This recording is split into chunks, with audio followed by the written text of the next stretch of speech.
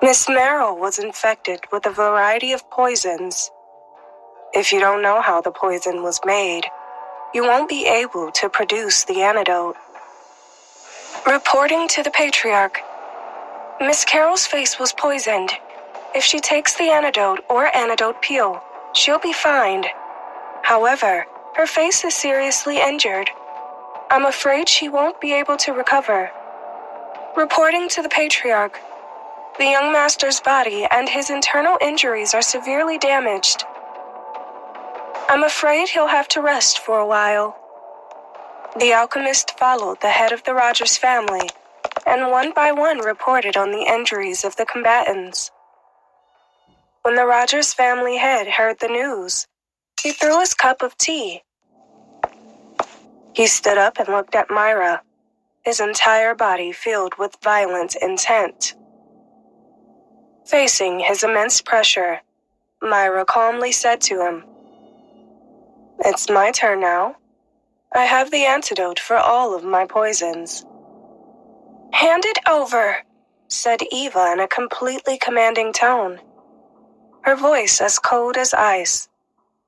"My goodness, you sound so anxious," Myra said, fighting back laughter. "The sins of the heavens can be forgiven, but the sins you committed cannot be spared. Today, the misfortunes of the Rogers family were all caused by you." "Myra, I won't play games with you right now," said Eva. "If you don't give me the antidote, don't even think about walking out of this courtyard." After she finished speaking, she bowed to the guests and said, "Sorry, everyone. The event is over. Thank you for coming. I'd really like to apologize for the mayhem that you've been subjected to here." The guests had no choice but to disperse upon hearing these words.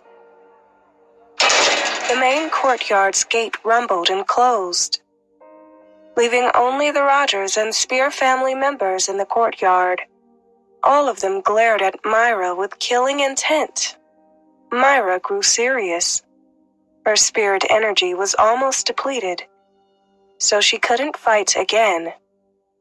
Furthermore, even if she had the strength, she wouldn't be able to fight against these old fellows.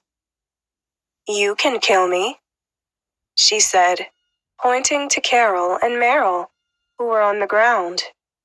"But they're going to die with me." "You will give me the antidote when I capture you," said Eva as her gaze hardened.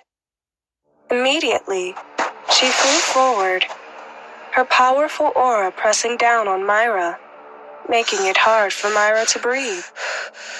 Myra's expression remained indifferent, but she had already made up her mind.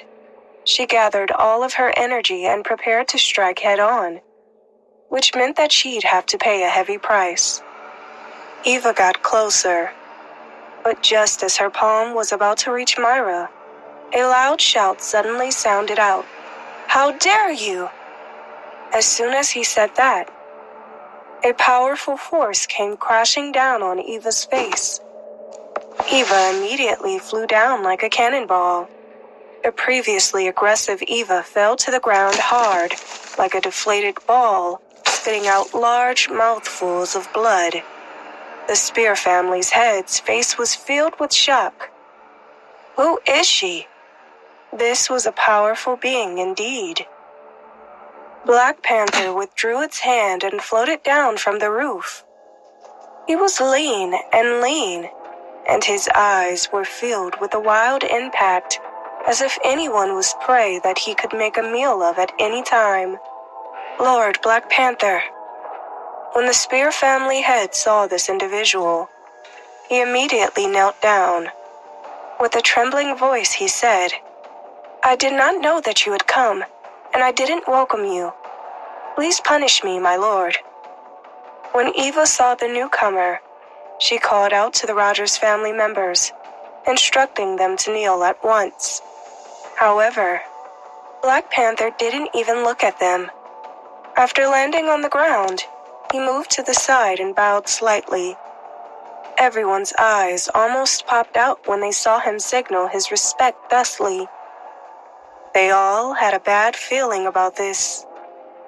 Who was Black Panther?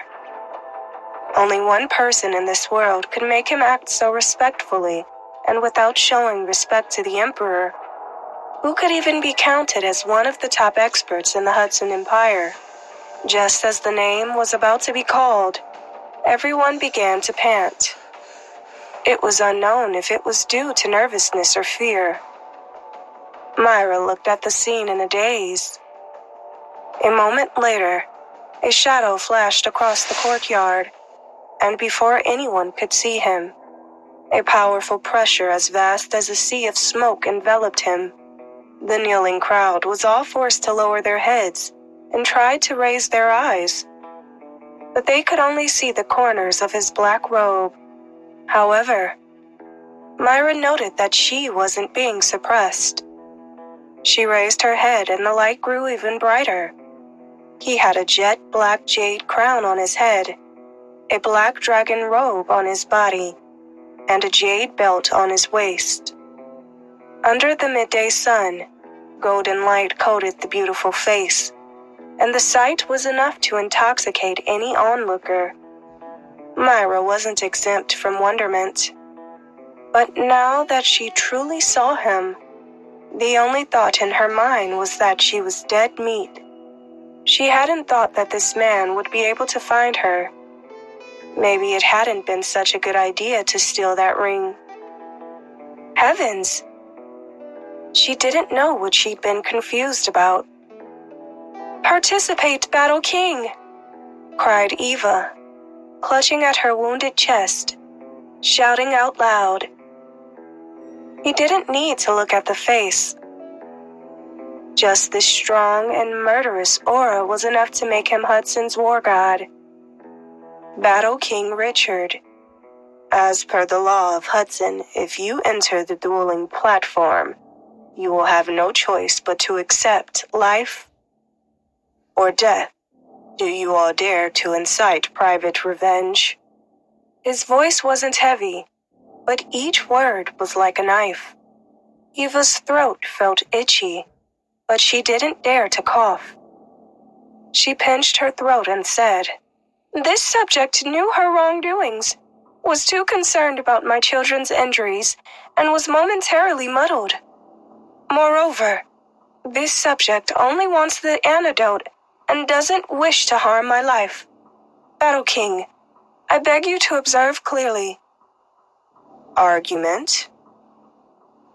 Richard's tone was high, and an intense killing intent emitted from his body, causing the surrounding air to run cold.